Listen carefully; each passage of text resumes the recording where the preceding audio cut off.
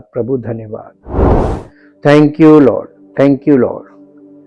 जीवित महान सामर्थी परमेश्वर, आपका दिल से धन्यवाद करते हैं उस महान प्रेम और उस अनुग्रह के लिए प्रभु, जो आपने प्रकट किया है, अद्भुत रीति से प्रकट किया है।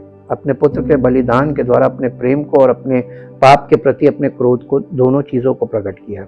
और आपने पाप को मृत्यु के द्वारा, अपने इकलौते पुत्र प्रभु यीशु मसीह की मृत्यु के द्वारा पाप का नाश किया, ताकि मानव जाति इस बलिदान पर विश्वास करे और वो जीवन की ओर अग्रसर हो जो आपकी आत्मा और वचन के द्वारा हमें प्राप्त होता, ताकि हमारा जीवन पाप पर जय पाने वाला जीवन हो और हम मसीह में बढ़ें, मसीह का मसा हमारे जीवन में बढ़े और हमारा जीवन परमेश्वर की महिमा के योग्य हो, जिससे आपका नाम महिमा पाए। आदर और महिमा आपको मिले, यीशु मसीह के पवित्र नाम से मांगते हैं, आमीन। Praise the Lord.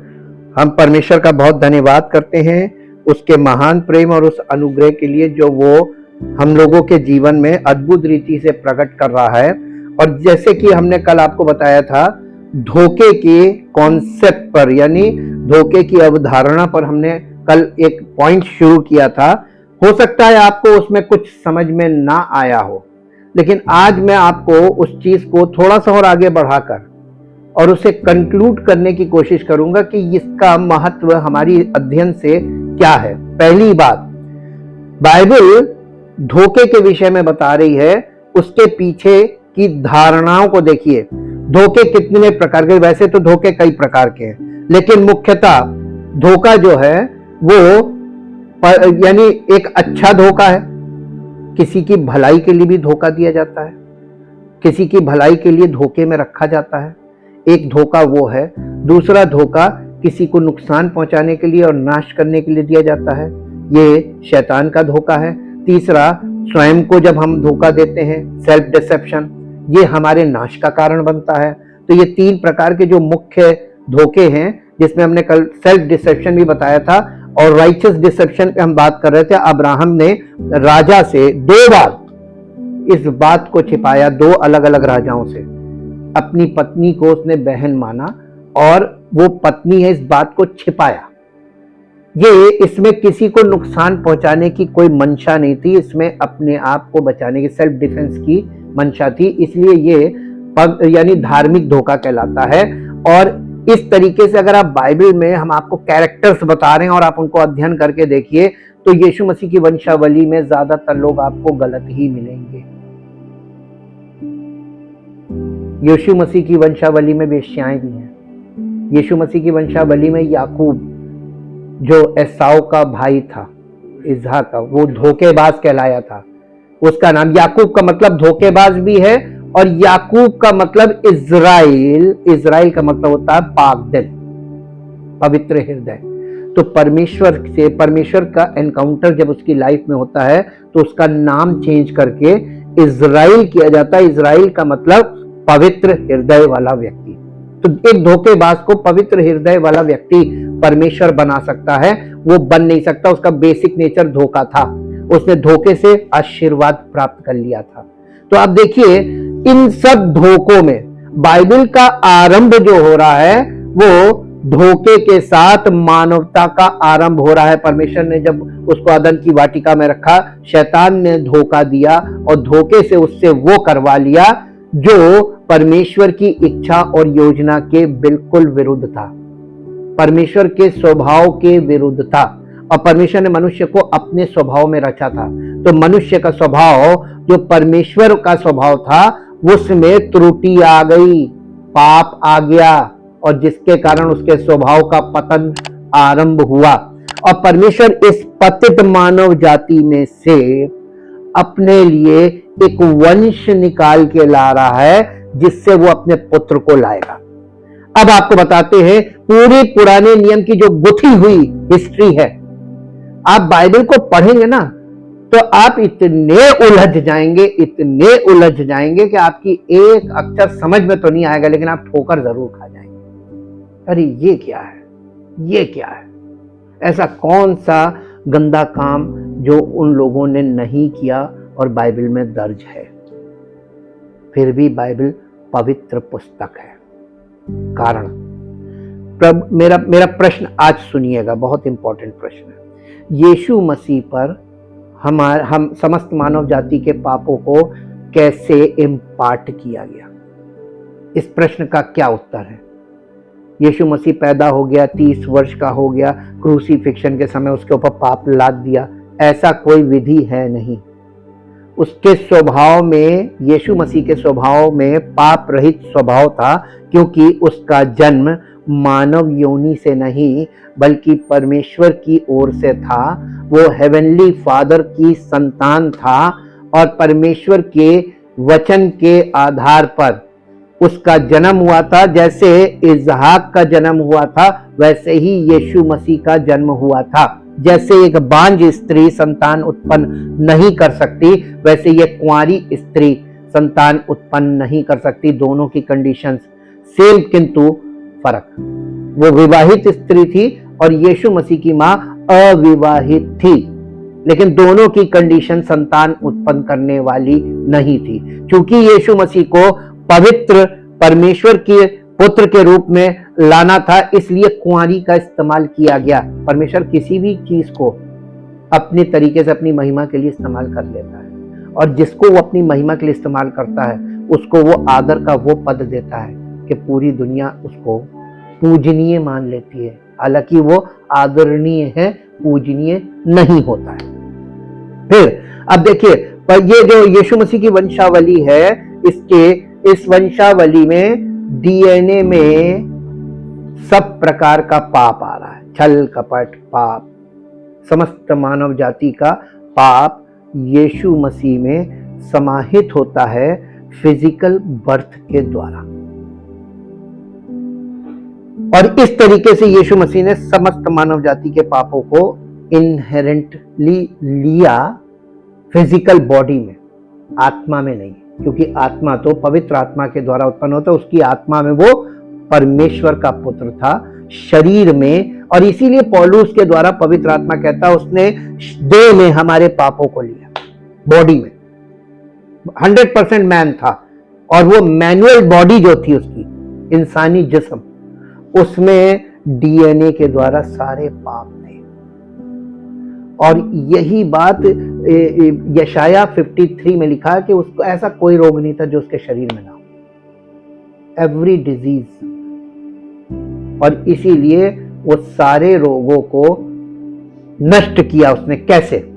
रोगों का कारण होता पाप, और पाप जो है वो रूट कॉज है फॉर एवरी डिजीज। जब कोई व्यक्ति, आप ऑब्जर्वेशन से देखकर सीख लीजिएगा। एक एग्जांपल आपको देते हैं, किसी को मान लीजिए वीपिंग एक्जिमा हो पैर में और उसकी डेथ हो, आप उसके पैर को देखिएगा, एकदम बच्चे के जैसा पैर ना मिले तो कहिएगा वो वीपिंग एक्जिमा कहां गायब हो गया। मृत्यु के साथ बीमारी नष्ट हो जाती है। कभी आपको उसको जिस्म में वो रोग दिखेगा नहीं, वो रोग मर जाता है, शरीर के साथ मर गया। केवल जब तक शरीर जीवित है वो रोग उस पर हावी होता है। इसीलिए हम मसीही लोगों के लिए डेथ बरियल रेजरेक्शन एक नए और स्वस्थ जीवन का आरंभ है, और यहीं से हमारा मसीही जीवन शुरू होता है। मृत्यु के बिना आपका पुनरुत्थान संभव नहीं है, और मृत्यु का प्रमाण होता है दफन, इसके बाद पुनरुत्थान होता है। यीशु मसीह की तुरंत मृत्यु और तुरंत पुनरुत्थान नहीं हुआ था, बीच में गैप आया था। यह याद रखिए, मसीहत में आपकी मृत्यु, आपकी स्वाभाविक मृत्यु यानी वो पुराने स्वभाव का मरना, उसका दफन होना, और मसीह के स्वभाव का आपके जीवन में प्रकट होना, ये बीच में गैप आएगा।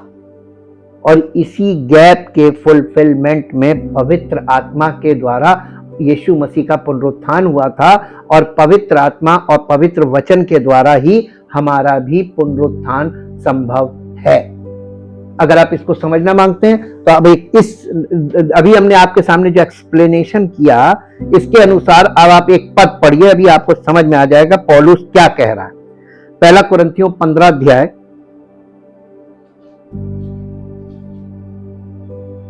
पहले पद से पढ़िए। हे भाइयों, अब मैं तुम्हें वही सुसमाचार बताता हूं जो पहले सुना चुका हूं, जिसे तुमने अंगीकार भी किया था और जिसमें तुम स्थिर भी हो। ये कुरिन्थियों के लोगों को बोला जा रहा, हम लोगों को नहीं बोला जा रहा, हम लोग उसमें स्थिर नहीं है जी। उसी के द्वारा तुम्हारा उद्धार भी होता है, यदि उस सुसमाचार को जो मैंने तुम्हें सुनाया था स्मरण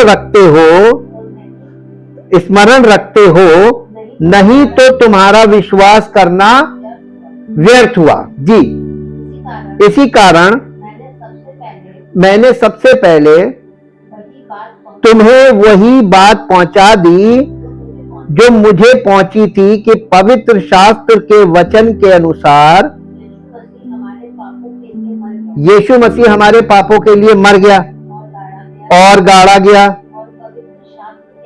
और पवित्र शास्त्र के अनुसार, देखिए, पवित्र शास्त्र के अनुसार तीसरे दिन जी उठा, यानी वचन के अनुसार तीसरे दिन जी उठा, क्योंकि वो इस बात को बोलता था कि मैं मरूंगा, गाड़ा जाऊंगा, तीसरे दिन जी उठूंगा। वो इसका अंगीकार करता था और वो अपने अंगीकार के अनुसार तीसरे दिन जी उठा।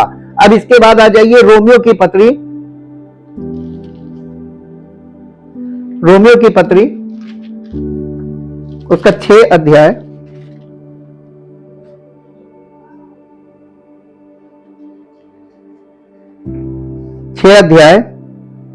और 6 अध्याय का 6 पद पढ़िए। हम जानते हैं कि हमारा पुराना मनुष्यत्व मतलब हमारा पापी स्वभाव, एडमिक नेचर, उसके साथ क्रूस पर चढ़ाया गया ताकि पाप का शरीर व्यर्थ हो जाए और हम आगे को पाप की गुलामी में ना रहें, क्योंकि जो मर गया। अब देखिए हम कैसे धर्मी ठहरते हैं, किस आधार पे? जब हम अपने स्वभाव के लिए मर जाते हैं और स्वाभाविक रूप से हमारा स्वभाव खत्म हो गया, मर गया, अब हम मसीह के अकॉर्डिंग चल रहे हैं, एक एक चीज मसीह के अनुसार, एक एक बात, यहां तक कि हमारे विचार भी मसीह के अनुसार, हमारी हर निर्णय मसीह के अनुसार। ये अगर हो गया तब समझिए कि हम धर्मी ठहर चुके। एक इसमें बीच में अंतराल है, 2 सिरे हैं ये जी। इसलिए यदि अगर हम मसीह के साथ मर गए तो हमारा विश्वास ये है कि उसके साथ जिएंगे भी, क्योंकि ये जानते हैं कि मसीह मरे हुओं में से जी उठकर फिर मरने का नहीं, उस पर फिर मृत्यु की प्रभुता नहीं होने की, इसी को तो अनंत जीवन बोलते हैं। एक मृत्यु के बाद अब आपके पास मृत्यु नहीं आएगी, अनंत मृत्यु की बात कर रही है जी। क्योंकि वो जो मर गया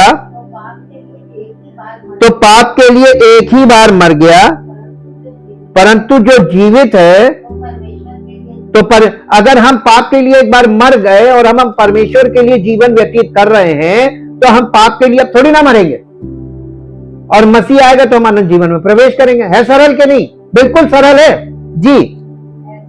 ऐसे ही तुम भी अपने आप को पाप के लिए तो मरा, परंतु परमेश्वर के लिए मसीह यीशु में जीवित समझो। हाँ, अब देखिए यहां पे आ जाइए, 8वें अध्याय में आ जाइए, 8वें अध्याय 9 पद से पढ़िए। परंतु जबकि परमेश्वर का आत्मा तुम में बसता है तो तुम शारीरिक दशा में नहीं, कि कौन आत्मिक दशा में है? जिसमें पवित्र आत्मा वास करता है वो आत्मिक दशा में है। यदि किसी में मसीह का आत्मा नहीं तो वो उसका जन नहीं। यदि मसीह तुम में है तो देह पाप के कारण मरी हुई है, तो इसका मतलब फिजिकल डेथ अनिवार्य है, परंतु आत्मा धर्म के कारण जीवित है। यदि उसी का आत्मा जिसने यीशु को मरे हुओं में से जिलाया, तुम में बसा हुआ है, तो जिसने मसीह को मरे हुओं में से जिलाया, वो तुम्हारी नश्वर देहों को भी अपने आत्मा के द्वारा जो तुम में बसा हुआ है, इसीलिए पवित्र आत्मा में जीवन आरंभ होना बहुत जरूरी है, क्योंकि उसी के द्वारा हमारा पुनरुत्थान संभव होगा। अब मेरी बात कुछ हद तक स्पष्ट हो गई होगी, मैं ऐसा सोचता हूं। अब देखिए, ये धार्मिक धोखे के विषय में हम आपसे बात कर रहे थे, इसको थोड़ा सा हम आगे ले जाएंगे ताकि आपको ये समझाएं कि किस तरीके से ये परमेश्वर को जो झेलना पड़ा हमारे उद्धार के लिए और उद्धारकर्ता को लाने के लिए, उसके लिए उसने कैसे कैसे काम किया। बाइबल उत्पत्ति की पुस्तक के पहले अध्यायों में ही सबसे बड़े धोखे से शुरू होती है। अदन की वाटिका में सांप यानी शैतान ने हवा को धोखा दिया और वो उस धोखे को लेकर चली और उसकी मदद से आदम को धोखा दिया गया और अदन की वाटिका में बाइबल में वर्णित सभी मानव जाति को धोखा दिया गया। पहला धोखा सृष्टिकर्ता के वचन का सीधा अपमान तोड़ मरोड़ कर प्रस्तुत किया गया था। सृष्टिकर्ता जो सबका पिता है, उसने कहा, पढ़ दीजिए उत्पत्ति 2 अध्याय उसका 16 पद, 16 और 17 पद पढ़ दीजिए। उत्पत्ति 2 अध्याय का 16 और 17 पद। और यहोवा परमेश्वर ने आदम को ये आज्ञा दी, तू वाटिका के सब वृक्षों का फल बिना खटके खा सकता है, पर भले या बुरे के ज्ञान का जो वृक्ष है उसका फल तू कभी ना खाना, क्योंकि जिस दिन तू उसका फल खाएगा उसी दिन अवश्य मर जाएगा। बस अब देखिए, वो आदिकालीन सांप यानी शैतान कितना सरल, कितना स्पष्ट और कितना धूर्त था। उसने उन्हीं शब्दों का प्रयोग किया जो सर्वशक्तिमान परमेश्वर हमारे पिता ने किए थे। अपने सूत्र में बस एक छोटा सा शब्द जोड़ा। उसमें कौन सा शब्द जोड़ा मालूम है? और इब्रानी के 2 अक्षर हैं वो, और हिंदी में उसको कहते हैं नहीं और इंग्लिश में कहते हैं नो। यानी हिब्रू में भी 2 वर्ड, इंग्लिश में भी 2 वर्ड और हिंदी में भी 2 वर्ड, नहीं, नो कर दिया, ठीक, नेगेटिव कर दिया उसको। और उसने ये बस इतना सा काम किया कि उसने परमेश्वर के शब्दों में नहीं जोड़ दिया। मानव इतिहास में इन 2 छोटे शब्दों ने पूरी मानवता को कितना नुकसान पहुंचाया है, इन 2 छोटे शब्दों की उत्पत्ति पर विचार करना जरूरी है। नो। और हर मनुष्य परमेश्वर का वचन कितना भी सुन ले, मानने में वो नो है, मानता नहीं है। सुनने में सुन लेगा लेकिन मानेगा नहीं। बच्चा पैदा होता है और देखिए आप उसको मार मार के बोलिए वो माने, हुक्म माने, लेकिन हुक्म मानने में वो नो रखता है। आया ना? वी आर बॉर्न सिनर, ये बात सिद्ध हो जाती है जब आप परमेश्वर के वचन में जाते हैं, तो आपको पता चल जाता है कि हम लोग जन्मजात पापी हैं। यूहन्ना रचित सुसमाचार में शैतान को इस प्रकार कहा गया है।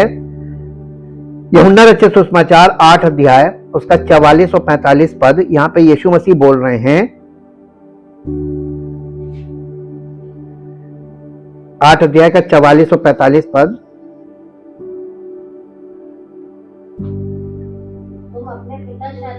तुम अपने पिता शैतान से हो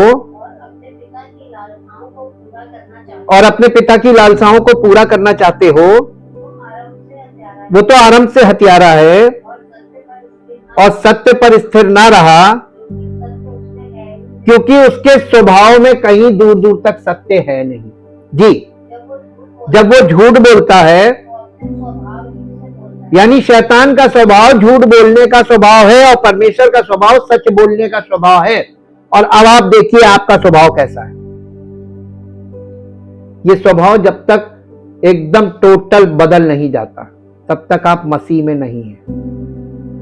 ये बहुत खास बात है। सत्य का आत्मा हमको दिया जा रहा है, क्योंकि हमारे पास जो जन्म से जो आत्मा है वो झूठ का आत्मा है, वो झूठ बुलवाने वाला आत्मा है। और देखिए हर इंसान पट से झूठ बोलता है। अब्राहम ने झूठ बोला, बाइबल यही तो दिखा रही है, सब आदम की संतान है। हर व्यक्ति किसने झूठ नहीं बोला? याकूब ने झूठ बोला अपने बाप से।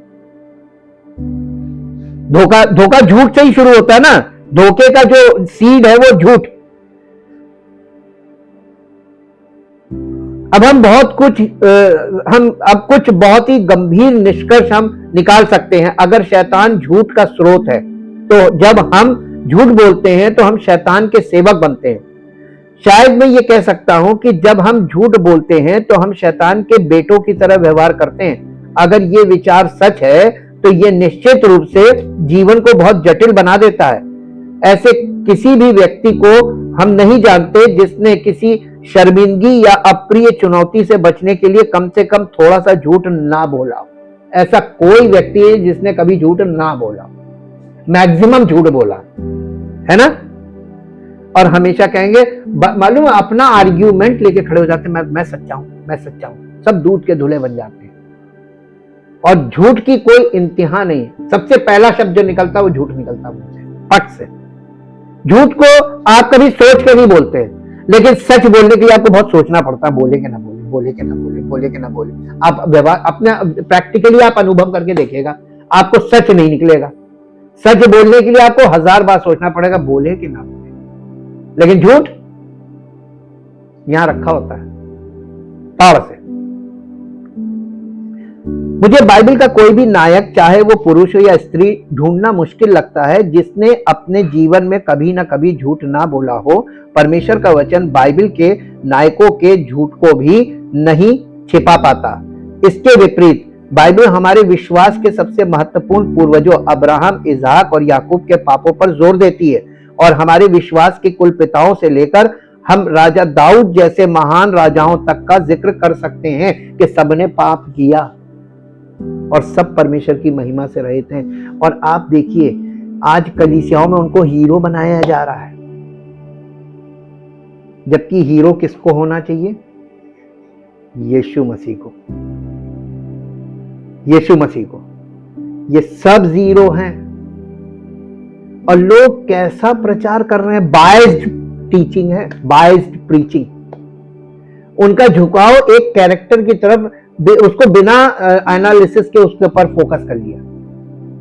बहुत से लोग तो दाऊद आत्मा में नाचता, तब भी नाचेंगे। दाऊद ने नाचा, दाऊद का नाच देख रहे हैं और परमेश्वर दाऊद का हृदय देख रहा था। आप क्या देख रहे हैं? दाऊद का डांस देख रहे हैं, डांस की कॉपी कर रहे हैं। किस प्रकार का इन्फ्लुएंस लोग कर रहे हैं उनके प्रचार में। देखिए प्रचार किस दिशा में कर रहे हैं, क्या प्रचार कर रहे हैं, उसमें से क्या निष्कर्ष निकलेगा।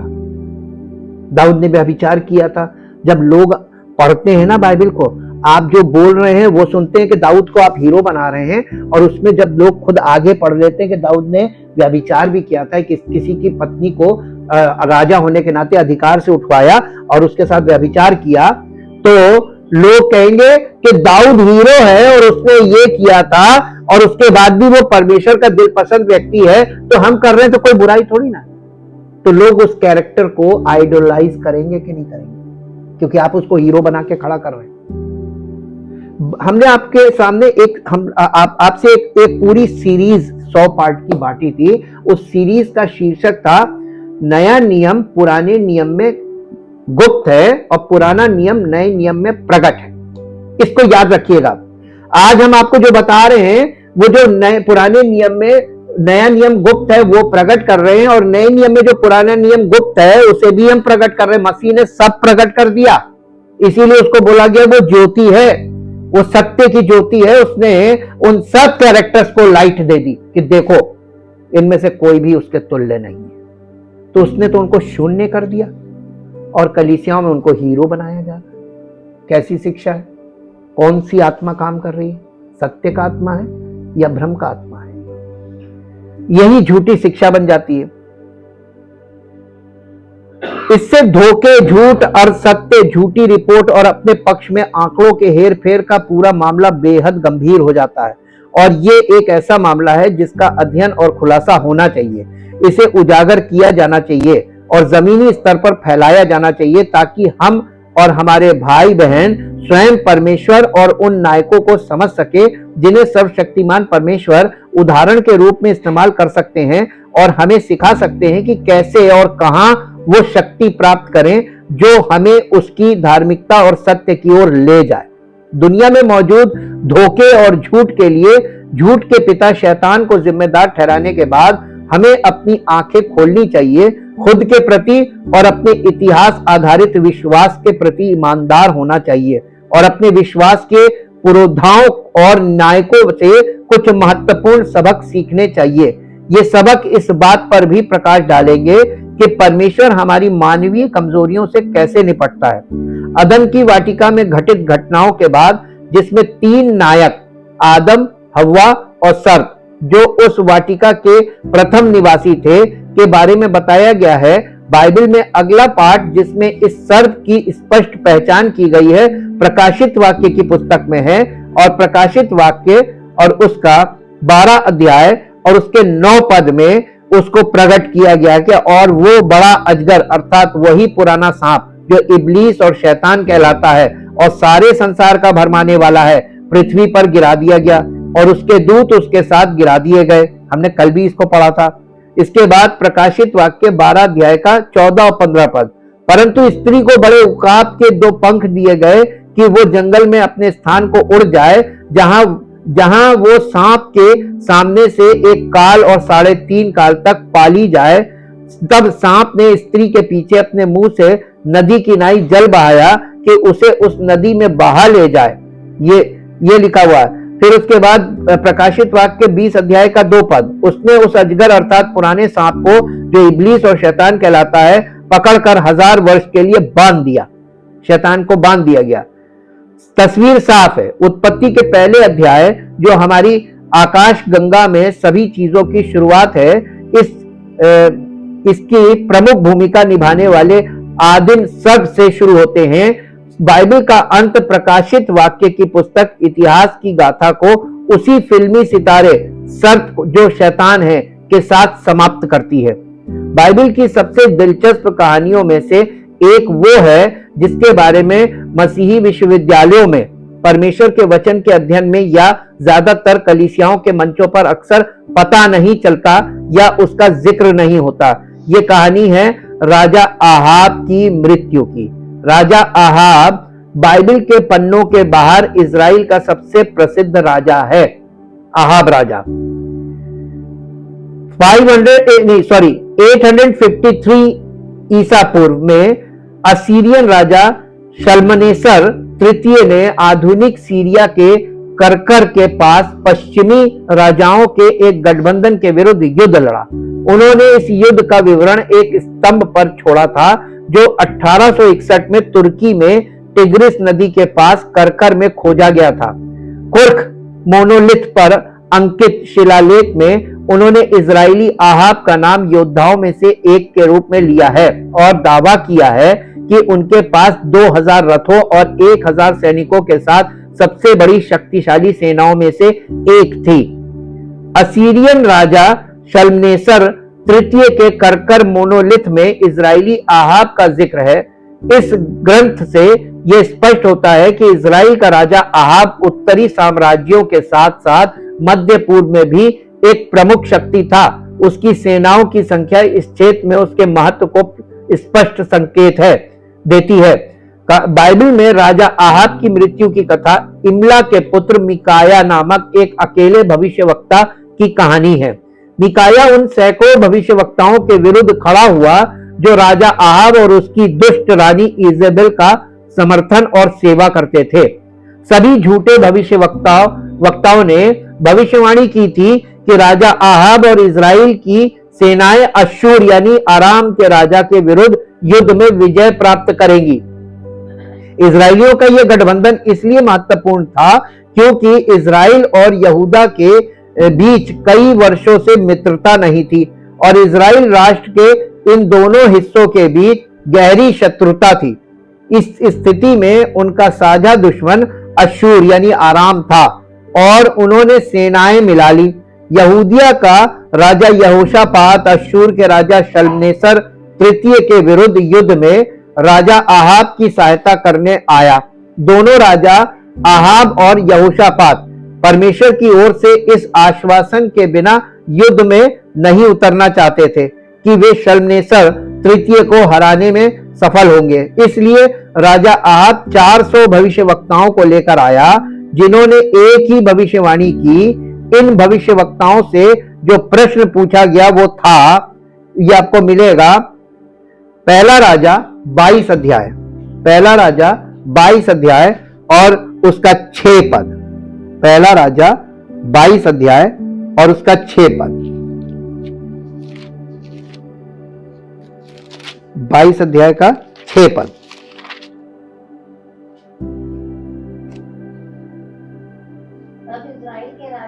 तब इज़राइल के राजा ने नबियों को, जो कोई 400 पुरुष थे, इकट्ठा करके उनसे पूछा,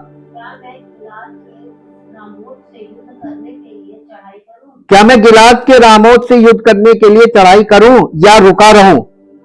उन्होंने उत्तर दिया, चढ़ाई कर, क्योंकि प्रभु उसको राजा के हाथ में कर देगा। देखिए, हाँ, परंतु यहोशापात ने पूछा,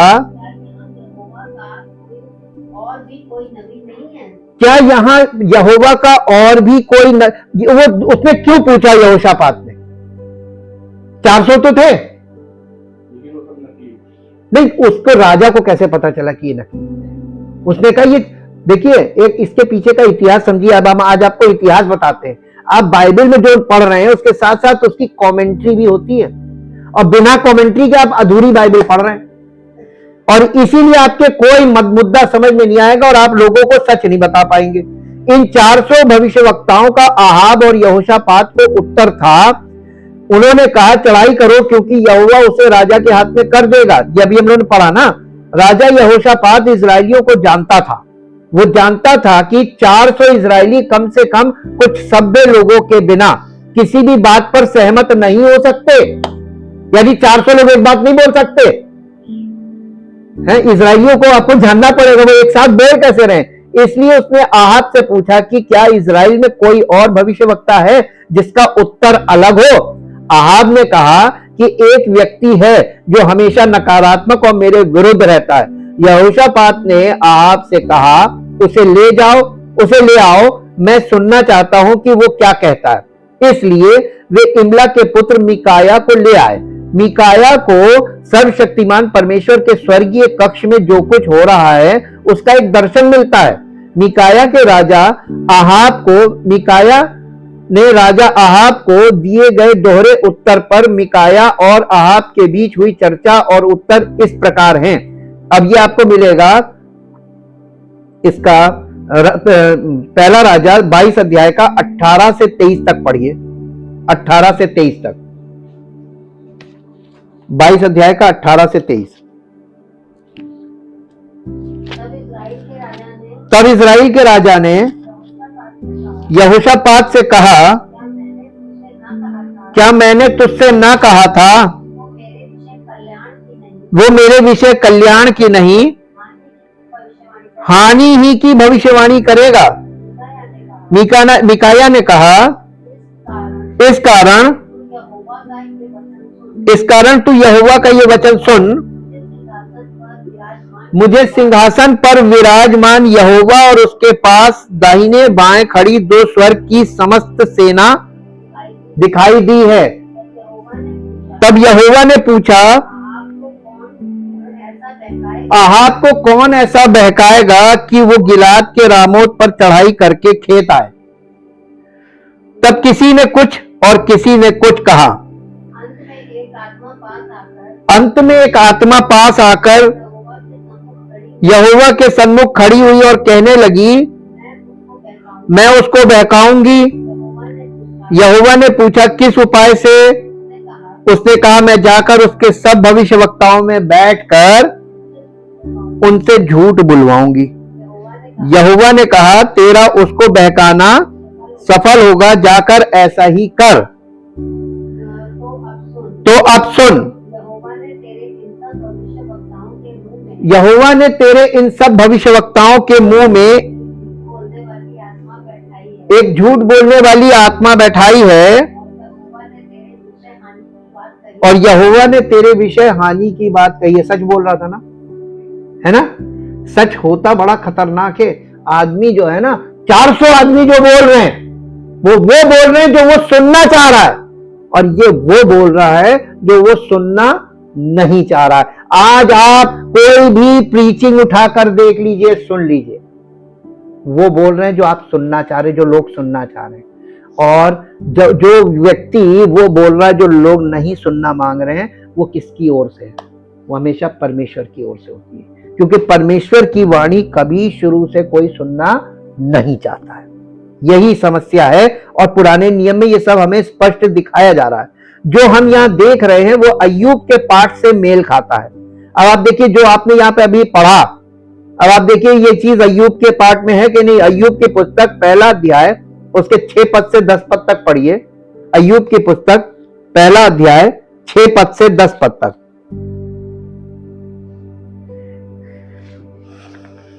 एक दिन यहोवा परमेश्वर के पुत्र उसके सामने उपस्थित हुए, और उनके बीच शैतान भी आया। यहोवा ने शैतान से पूछा, तू कहां से आता है? शैतान ने यहोवा को उत्तर दिया, पृथ्वी पर इधर उधर घूमते फिरते और डोलते डालते आया हूं। यहोवा ने शैतान से पूछा, क्या तूने मेरे दास अय्यूब पर ध्यान दिया है? तो क्योंकि उसके तुल्य खरा और सीधा और मेरा भय मानने वाला और बुराई से दूर रहने वाला मनुष्य और कोई नहीं है। शैतान ने यहोवा को उत्तर दिया, क्या अय्यूब परमेश्वर का भय बिना लाभ के मानता है?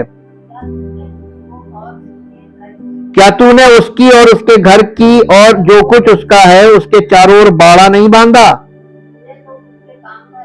तूने तो उसके काम पर आशीष दी है और उसकी संपत्ति देश भर में फैल गई। देखिए वही चीज आ रही ना। शैतान परमेश्वर की उपस्थिति में गया, वहां पे झूठी आत्मा, वो भी शैतानी की तो आत्मा है, झूठ की आत्मा। ये कहानियां दूसरा राजा और अय्यूब के पहले अध्याय के 2 दृश्यों के बीच संबंध और संगति दिखाने के लिए यानी कोट की जा रही हैं। दोनों दृश्य एक ही संकेत देते हैं, यानी शैतान कोई स्वतंत्र प्रतिनिधि नहीं है जो हमारी आकाश गंगा के रचयिता सर्वशक्तिमान परमेश्वर से स्वतंत्र होकर काम करता हो, बल्कि पूरी तरह से उस पर निर्भर है। शैतान भी परमेश्वर पर ही निर्भर है। आपने देखा दोनों जगह परमेश्वर की अनुमति पे ही वो काम करता है। वो अब स्वतंत्र नहीं है कि अपनी इच्छा से किसी के जीवन में इंटरफियर कर ले। जो जिंदगी उसके हाथ में उसको तो मसलता रहता है, लेकिन परमेश्वर के लोगों के जीवन में वो एंटर करने से पहले अनुमति देता है।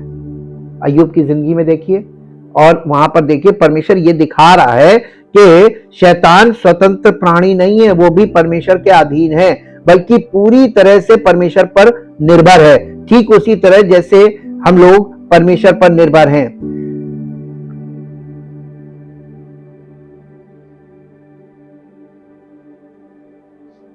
इस लेख के लिए जो धोखे और झूठ के बारे में हम अध्ययन कर रहे हैं, ये महत्वपूर्ण है कि हम पहला राजा 22 अध्याय की कहानी को जाने और समझें, तथा समझे कि भविष्यवक्ता मीकाया उस आत्मा को देखता है जो सर्वशक्तिमान की उपस्थिति में है, और स्वयं आगे आकर भविष्यवक्ताओं के मुंह में झूठ बोलने वाली आत्मा बन जाती है।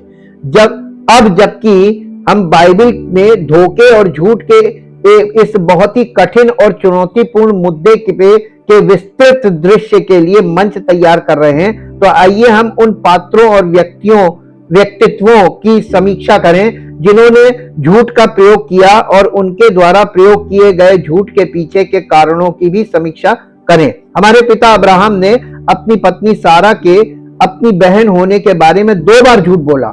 कुछ यहूदी और मसीही लेखक और अगुए हमारे पिता अब्राहम को झूठ बोलने के पाप से मुक्त करने की कोशिश कर रहे हैं। वे कहते हैं कि सारा उसकी पत्नी और सौतेली बहन दोनों थी, क्योंकि उनका मानना है कि किसी बहन से शादी करना, भले ही वो उनकी सौतेली बहन ही क्यों ना हो, झूठ बोलने से कम पाप है। यहाँ वो ये बात दिखाई जा रही है कि जो इस पाप को कठोर दंडनीय बनाता है।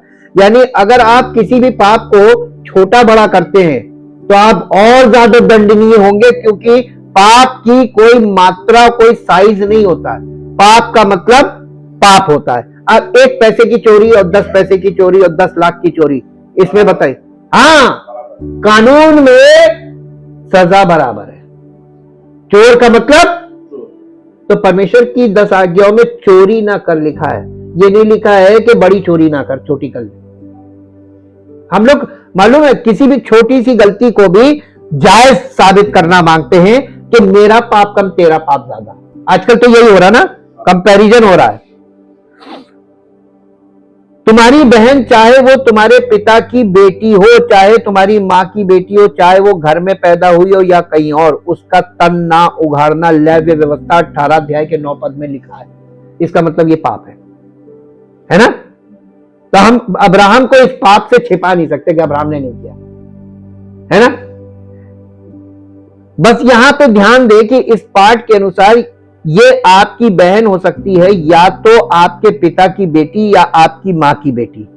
अब्राहम के पाप 2 गुना गंभीर था। ये तथ्य कि उसने झूठ बोला और अपनी पत्नी सारा को अपने झूठ में सहयोग करने के लिए कहा, मेरे विचार से और भी गंभीर, स्वार्थी, क्रूर और अत्यंत नीच था। अपनी पत्नी से अपने लिए झूठ बोलने के लिए कहना और उसके जीवन, कल्याण और व्यक्तित्व शुद्धता को खतरे में डालना मेरे विचार से और तोरा के अनुसार, यानी व्यवस्था के अनुसार, एक बहुत ही गंभीर पाप है। और हमारे पिता अब्राहम द्वारा एक ही पाप 2 बार करना तथा उसके पुत्र इसहाक द्वारा अपने पिता के समान ही पाप को दोहराना इस पूरे मामले को और भी अधिक गंभीर बना देता है। इन झूठों और घटनाओं को यहूदियों और मसीहों दोनों के पारंपरिक दृष्टिकोण से, अलग दृष्टिकोण से देखें। अब्राहम और सारा मिस्र देश में अजनबी थे। उन दिनों अब्राहम का फिरौन से मिलना इस बात का संकेत है कि अब्राहम न केवल अपने लोगों के लिए बल्कि उस क्षेत्र में एक प्रभावशाली व्यक्ति के रूप में भी बहुत महत्वपूर्ण व्यक्ति रहे होंगे। इसलिए अब्राहम का फिरौन की निष्ठा से डरना, फिरौन की शक्ति और अब्राहम द्वारा अपनी रक्षा के लिए कूटनीतिक सुरक्षा का स्पष्ट संकेत देता है। जैसा कि पाठ से स्पष्ट है, अब्राहम ने जो झूठ बोला वो अपनी सुरक्षा के लिए था। वो अपनी पत्नी सारा को फिरौन के हाथों में और बाद में ग्रार के राजा अबीमेलेक के हाथों में अपने भले के लिए छोड़ने को तैयार था। अब्राहम का यह कार्य सामान्य रूप से महिलाओं के बढ़ते मूल्य और अब्राहम के समय लगभग 18वीं शताब्दी ईसा पूर्व मध्य क्रांति से युग था वो में, जिसे हम परिवार प्रेम कहते हैं, उसकी चंचलता को दर्शाता है। हम देखते हैं कि अब्राहम का अपनी प्रिय पत्नी सारा के प्रति जो व्यवहार था वही व्यवहार उसके पुत्र इसहाक में भी आया, जिसने अपने पिता के समान ही व्यवहार किया, जैसा कि उत्पत्ति 26 अध्याय के 7 से 11 पद में वर्णित है। इन कहानियों में जो बात मुझे सबसे ज्यादा आकर्षित करती है वो है फिरौन की ईमानदारी, और यही बात ग्रार के राजा अबीमेलेक के बारे में भी सच है। अब्राहम और इसहाक ने अपनी सुरक्षा के लिए झूठ बोला, लेकिन मूर्ति पूजक राजाओं, मिस्र के फिरौन और फिलिस्तियों के राजा अबीमेलेक ने अब्राहम और उसके पुत्र इसहाक से कहीं बढ़कर उच्च स्तर का बड़कपन दिखाया। तो फिर अब्राहम और इसहाक ने इन मूर्ति पूजक राजाओं से झूठ क्यों बोला? उन्होंने डर और अपनी जान बचाने की चाहत में झूठ बोला, और परमेश्वर के उस सुरक्षा कवच पर उनका अविश्वास जो पहले से ही उन पर था, उत्तर के 5 राजाओं के विरुद्ध युद्ध में प्रदर्शित हुआ, जिन्होंने लूत और उसके परिवार को बंदी बना लिया था। तो फिर परमेश्वर ने उन्हें झूठ बोलने और छल करने के इस पाप के लिए दंड क्यों नहीं दिया? ऐसा प्रतीत होता है कि ग्रार और मिस्र की घटनाओं का परमेश्वर की ओर से अब्राहम के विरुद्ध किसी ज्ञात दंड या क्रोध से कोई सीधा संबंध नहीं है। हमारी मानवीय कमजोरियां, दुर्बलताओं, हमारे भय और हमारी चिंताओं को ध्यान में रखते हैं। परमेश्वर रखता है हमारे ध्यान, अपने ध्यान में हमारी मानवीय कमजोरियों, दुर्बलताओं और हमारे भय और हमारी चिंताओं को ध्यान में रखता है। कभी कभी पर ईश्वर हमारी दुर्दशा को समझते हैं, उस दुर्दशा को जिसमें वे कम से कम हमें पढ़ने तो देते हैं। ठीक नूह के जल प्रलय की तरह ईश्वर क्रोधित हुए और उन्होंने जल प्रलय का कारण बना, जिसने बाइबल की कथा के अनुसार जल प्रलय के दौरान नूह के जहाज में मौजूद 8 प्राणी यानी नूह और उसके परिवार को छोड़कर पूरी मानव जाति को नष्ट कर दिया। जल प्रलय के बाद परमेश्वर जल प्रलय लाने और कुछ विशिष्ट पात्रों को छोड़कर पूरी मानव जाति को नष्ट करने के लिए थोड़ा खेद प्रकट करते हैं। अब ईश्वर नूह और पूरी मानव जाति के साथ हमेशा के लिए एक वाचा बांधते हैं, जो कोई भी किसी अन्य मनुष्य का, चाहे वो पशु हो या कोई अन्य मनुष्य, रक्त बहाएगा या मारेगा तो उसका रक्त लिया जाएगा और उसकी जान ले ली जाएगी। इसी कारण ईश्वर ने नूह और उनके वंश के साथ इस वाचा के चिन्ह के रूप में इंद्रधनुष दिया कि वो ईश्वर किसी भी कारण से पूरी मानव जाति को नष्ट नहीं करेंगे। मेरे विचार से इससे पता चलता है कि परमेश्वर को जल प्रलय के बारे में पुनर्विचार करना पड़ा था और इसलिए उन्होंने इंद्रधनुष दिया और वाचा बांधी कि वो दूसरी बार मानवता को जल से नष्ट नहीं करेंगे। अब आप ये देखिए, जो अब्राहम के ने और उसके बेटे ने जो झूठ बोला या धोखा दिया, अपने बचाव के लिए किया, किसी को नुकसान पहुंचाने के लिए नहीं किया। इसको आप ये समझिए जिसे हम राइचस डिसेप्शन कह रहे हैं। बाइबल ये दिखा रही है कि कई बार हम जितने लोग हैं माता पिता, हम लोग प्रतिदिन ऐसा करते आए हैं। कैसे समझिएगा इसको एक कॉन्सेप्ट समझिए। हम बच्चों को जो चीज बच्चे खाना पसंद नहीं करते, उनकी सेहत के लिए आवश्यक होती है, उसको हम धोखे से उनको किसी चीज में मिलाकर खिलाते हैं। है तो धोखा, लेकिन इस धोखे से हम उसको फायदा पहुंचा रहे हैं। हाँ के ना? तो ये राइचस डिसेप्शन हुआ कि नहीं हुआ? कई बार मरीजों को जो वो नहीं खाते हैं उनको वो भी दिया जाता है और ऐसे रूप में करके दे दिया जाता है कि उनको फायदा पहुंचे और वो ठीक हो जाए। बाद में उनको पता चलता है तो वो कहते हैं आपने मेरे साथ ऐसा किया। नहीं, आपके लिए, आपके फायदे के लिए जो था वो किया गया। तो ये जो धोखा है ना, धोखे का कॉन्सेप्ट में एक खास बात निकल कर आ रही जो मैं देख पा रहा हूं, वही आप देखिए। धोखे के अंदर एक बेट, BAIT, बेट का मतलब होता है चारा। अब समझिए धोखे को मतलब, जब मछली का शिकार करते तो एक लोहे का बहुत भयानक सा कांटा होता है और उस कांटे के ऊपर उसके चारा लगाया जाता है। इस चारे को बोलते हैं बेट। बेट के अंदर क्या होता है? कांटा होता है और वो कांटा चारे के लालच में जब मछली उसे पकड़ती है तो वो उस कांटे में फंस जाती है ना। ये धोखा जो है, जो शैतान का धोखा है, वो ऐसे ही होता है। वो देखने में आपको चारा लग रहा है लेकिन उस चारे के अंदर कांटा होता है, वो आपको फंसा लेता है और आप उसके हाथ में फंस जाते हैं।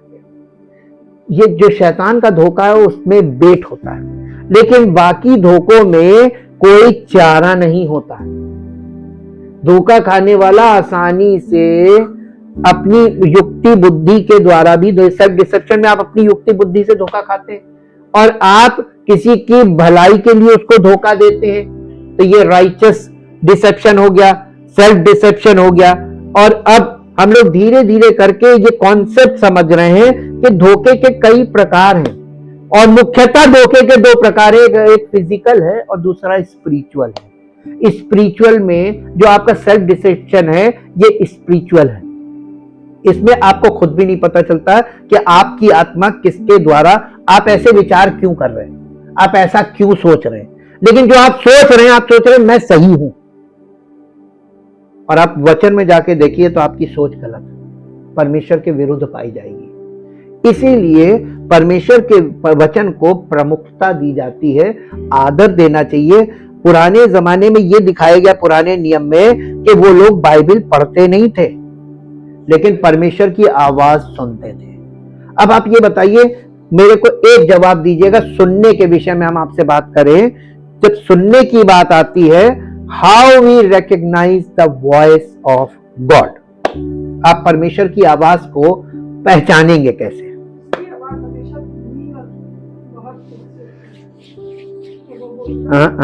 ये आंसर नहीं है। देखिए, बच्चे फोन पे अगर माँ बाप बोल रहे हैं तो बच्चे कैसे पहचान जाते हैं कि हमारे मम्मी पापा हैं, या मम्मी पापा कैसे पहचान जाते हैं कि मेरा बच्चा है? इसका मतलब आवाज रजिस्टर हो जाती है ना। एक और चीज बता, जैसे सिग्नेचर होता है ना, सिग्नेचर, इसी तरीके से वॉइस रजिस्ट्रेशन होता है। हर माइंड में होता है।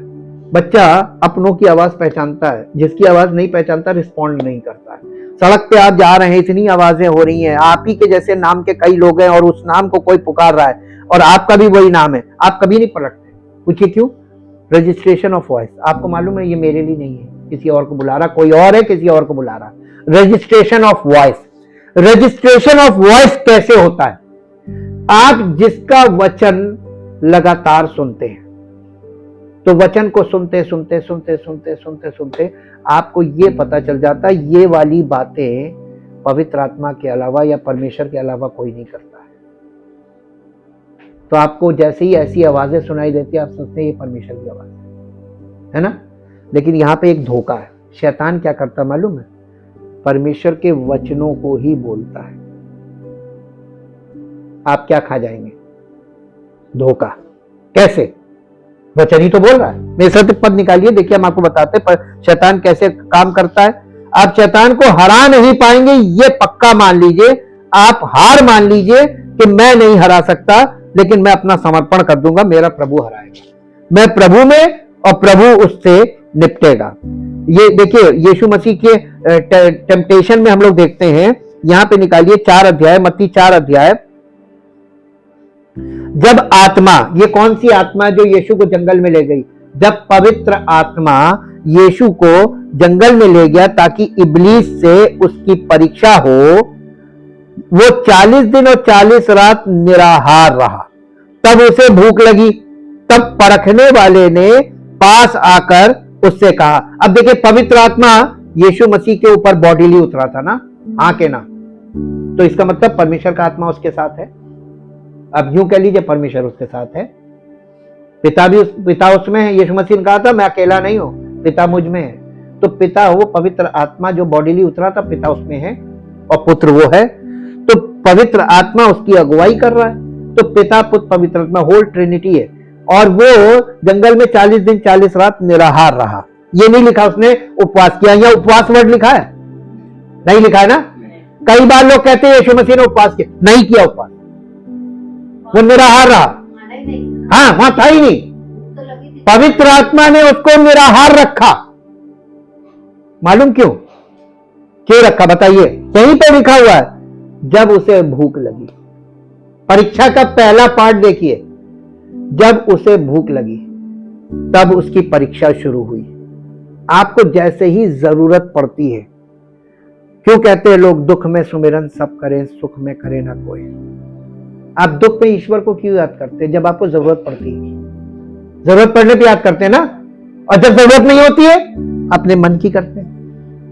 यीशु मसीह यहां पर परीक्षा दे रहा है, परमेश्वर का पुत्र, और वो हमारे समान मनुष्य बनकर यहां शैतान के सामने खड़ा है भूखा। और शैतान उससे क्या कह रहा है जी? तब परखने वाले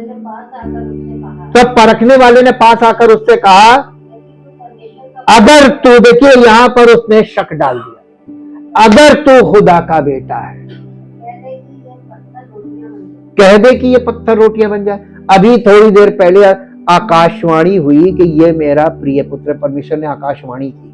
और इतने वर्षों से भविष्यवाणी हुई कि परमेश्वर का पुत्र आएगा, कैसे आएगा, किसके द्वारा उत्पन्न होगा, कहां उत्पन्न होगा, किस दशा में उत्पन्न, सब कुछ भविष्यवाणी से। उसके बाद पैदा होने के बाद जब पवित्र आत्मा उस पर उतरा तो आकाशवाणी हुई, ये मेरा प्रिय पुत्र। और फिर भी शैतान कह रहा, अगर तू खुदा का बेटा है जी। यीशु ने उत्तर दिया, लिखा है। देखिए कहां से बोल रहा है यीशु मसीह? लोगोस। उसने कहा लिखा है जी।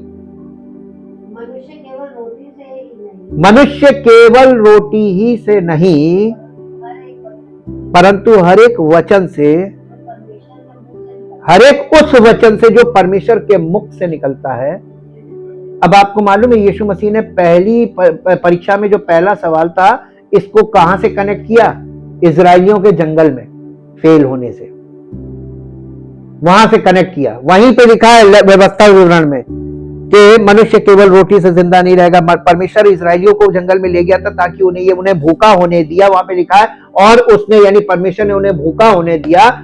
और फिर जब उन्हें भूख लगी तो उन्हें वो मन्ना दिया, जिन्हें स्वर्गदूतों की रोटी के, स्वर्गीय मन, स्वर्गीय अन्न दिया।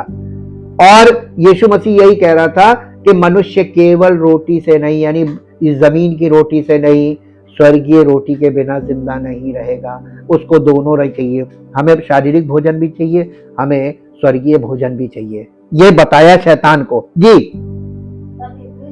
तब इब्लीस उसे पवित्र नगर में ले गया और मंदिर के कंगूरे पर खड़ा करा और उससे कहा, अगर तू खुदा का बेटा है तो अपने आप को नीचे गिरा दे। अरे बाप रे बाप, शैतान कहां से बोल रहा है? शैतान को बाइबल आती है, तो आप शैतान से बाइबल में जीत सकते हैं? तो आज लोग बाइबल में फंस क्यों गए? कभी दावा मत कीजिएगा मैं बाइबल को पढ़ सकता हूं। आप शब्द पढ़ सकते हैं लेकिन बाइबल को समझ नहीं सकते जब तक कि सहायक ना आए। और यही गलती आरंभ से लोग करते आ रहे हैं, पढ़ने और खुद से इंटरप्रेट करने में लगे हुए हैं। इसीलिए इतनी हर बाइबल के हर विषय पर हजारों मुद्दे निकल के खड़े हो गए और सब भ्रमित होकर खड़े हो गए। यहाँ पे लिखा है कि ये उसने कहा लिखा है, यीशु मसीह से कह रहा लिखा है, तो तेरे विषय में अपने स्वर्गदूतों को आज्ञा देगा और स्वर्गदूत तुझे हाथों हाथ उठा लेंगे, कहीं ऐसा ना हो।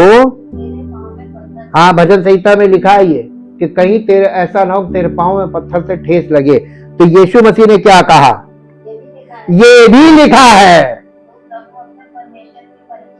अब देखिए, एक तरफ शैतान की आत्मा और एक तरफ परमेश्वर की आत्मा है और वचन। शैतान वचन का इस्तेमाल करता है और पवित्र आत्मा भी वचन का इस्तेमाल करता है।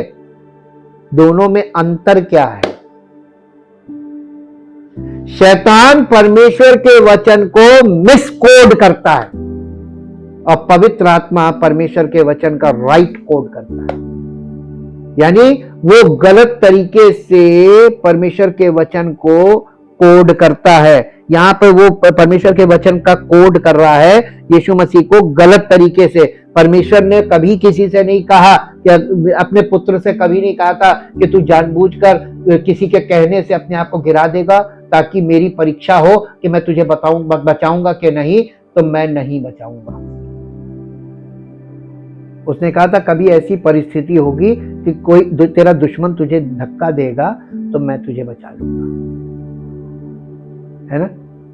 शैतान उसको उकसा रहा है। हाँ, ये जो यदि शब्द है ये उकसाने के लिए जी। अब आप देखिए, शैतान आज कलीसियाओं में लोगों को मिसकोड करके उकसा रहा, गलत काम करवा रहा है। अब परमेश्वर लोगों को उन चाह रहा है कि वो इस मिसकोटेशन को समझे और राइट कोटेशन में आए ताकि परमेश्वर के वचन को राइटली अंडरस्टैंड करें कि किस संदर्भ पर। शैतान मालूम क्या करता? संदर्भ के अगेंस्ट वचन बोलता है और हम लोगों को संदर्भ के साथ वचन में जाना है। इसलिए जब तक आप कॉन्टेक्स्ट देखिए, जब आप परमेश्वर के वचन में चलते कॉन्टेक्स्ट से इधर उधर दाएं बाएं मत जाइए, डिस्ट्रैक्शन होता है। और ये झूठी शिक्षा वाले आपको डिस्ट्रैक्ट करते हैं। वो आपको आपकी भावनाओं में आपको इतना भावुक बनाकर करते हैं कि आप परमेश्वर के वचन को समझने में, सुनने में, समझने में, पढ़ने में चूक जाते हैं। जो नहीं चूकता वही सिद्ध पुरुष है। परमेश्वर चाहता है उसके बच्चे सिद्ध बने, और ये पवित्र का मतलब होता है सिद्ध। परमेश्वर चाहता है उसके बच्चे पवित्र बने, यानी सिद्ध बने, परफेक्ट, और जिनके जीवन से परमेश्वर अपनी महिमा कर सके। और इसीलिए उसने मसीह में हमको बुलाया है, क्योंकि परमेश्वर के इकलौते पुत्र मसीह ने शैतान को उसके ऐसे जवाब दिए, खाली जवाब नहीं दिए, उसने शैतान की युक्तियों को फेल कर दिया है। और हम और आप चाहे कितनी बड़ी मात्रा में आपस में यूनाइट हो जाए, हम शैतान की युक्तियों को फेल नहीं कर सकते। केवल मसीह में ही शैतान की युक्तियां फेल होती हैं, क्योंकि मसीह में हम आत्मा से शुरुआत करते हैं जीवन की, शरीर से नहीं। और इसीलिए पौलुस कलीसिया को यहाँ पर बोल रहा था, गलातियों की पत्री और उसका 3 अध्याय। हे निर्बुद्धि गलातियों, किसने तुम्हें मोह लिया है? तुम्हारी तो मानो आंखों के सामने यीशु मसीह क्रूस पर दिखाया गया। मैं तुमसे केवल ये जानना चाहता हूं कि तुमने आत्मा को यानी पवित्र आत्मा को क्या व्यवस्था के कामों से या विश्वास के समाचार से पाया है? क्या तुम ऐसे निर्बुद्धि हो कि आत्मा की रीति पर आरंभ करके अब शरीर की रीति पर अंत करोगे? जब आप शारीरिक जीवन के लिए मर गए और अब आप मसीह के लिए आत्मिक रूप से जीवित है, आप आत्मा में जीवन शुरू हो गया, आपका सिरा बदल गया, तो आप आत्म यानी बॉर्न अगेन होने के बाद फिजिकल लाइफ में कैसे जा सकते? उल्टा हुआ कि नहीं समझ में आया? सिरा बदल गया कि नहीं? तो ये जितने बॉर्न अगेन नहीं हुए हैं, ये बॉर्न अगेन होने का धोखा खा के शारीरिक जीवन में खड़े हुए हैं और कह रहे हम मसीह में है धोखा। ये सेल्फ डिसेप्शन है। और इसीलिए पवित्र आत्मा पौलुस के द्वारा पत्रियों में चेतावनियां और वो निर्देश दे रहा है जिनसे हमारे जीवन में बारीकी पे वो काम कर रहा है। बारीकियां हैं इसमें, और हम लोग बारीकियों पे नहीं जाते, हम लोग दिखावे में फंस जाते हैं। Thank you Jesus. परमपिता परमेश्वर, हम आपका दिल से धन्यवाद करते हैं। आपके वचन में हर विषय के लिए, हर विषय पर विस्तृत जानकारी मौजूद है। हमें किसी और पुस्तक की जरूरत नहीं है। बाइबल अपने आप में पूरी जानकारी रखती है और हमारे लिए जो कुछ आवश्यक है सब कुछ बाइबल में परमेश्वर ने हमारे लिए रखा है। केवल हम लोगों को पवित्र आत्मा सहायक हमारे जीवन में काम करे तो ये बातें हमारे जीवन में वो प्रकट करेगा, क्योंकि यीशु मसीह ने कहा था जब वो अर्थात सत्य का आत्मा आएगा तो तुम्हारे सत्य के मार्ग में तुम्हारी अगुवाई करेगा, वो तुमको लेके चलेगा। हम चल नहीं सकते, इसीलिए हमको सहायक दिया गया है। इजरायली लोगों के पास मानव सहायक थे और वो समय समय पर मृत्यु के साथ खत्म होते गए और वो लोग बार बार भटकते चले गए। तो परमेश्वर ने हमारे लिए जो नए नियम में व्यवस्था रखी है उसमें सब कुछ परमानेंट है। मृत्यु के बाद का जीवन हमें आरंभ करना है, सिरा बदलना है, आत्मिक जीवन की शुरुआत करनी है और आत्मिक जीवन से अनंत जीवन तक के जीवन के लिए हमें जीवन शुरू करना है।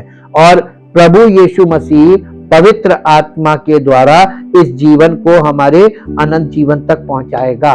और इसमें हमारा रोल केवल आज्ञाकारी और उसके निर्देशों में बने रहना और उसके नेतृत्व में चलना है, ताकि हमारा जीवन परमेश्वर की महिमा में प्रवेश करे। प्रभु, हम आपको धन्यवाद देते हैं। आपने जो कुछ भी किया है वो हमारी सारी निर्बलताओं को, दुर्बलताओं को, हमारी स्वाभाविक कमजोरियों को देखते हुए किया है, क्योंकि हम प्रभु बहुत जल्दी भावुक हो जाते हैं, बहुत जल्दी बहक जाते हैं, बहुत जल्दी क्रोधित हो जाते हैं, बहुत जल्दी हम लोग गलत होते हैं। लेकिन प्रभु, आपने हमें अपना वो आत्मा दिया है, सत्य का आत्मा। सत्य का आत्मा हमें सत्य के मार्ग में अगुवाई करने के लिए आया है। प्रभु, हम आपसे विनती करते हैं, जब लोग आपके वचन को सुनते हैं तो सत्य का आत्मा उनके जीवन में कार्य करे और वो सत्य की प्रतीति करें और सत्य के मार्ग में, सत्य की आत्मा की नेतृत्व में आगे बढ़े, ताकि उनका जीवन अनंत जीवन के लिए तैयार हो और परमेश्वर की महिमा का कारण हो। सारी महिमा आपको मिले, यीशु मसीह के नाम से मांगते हैं।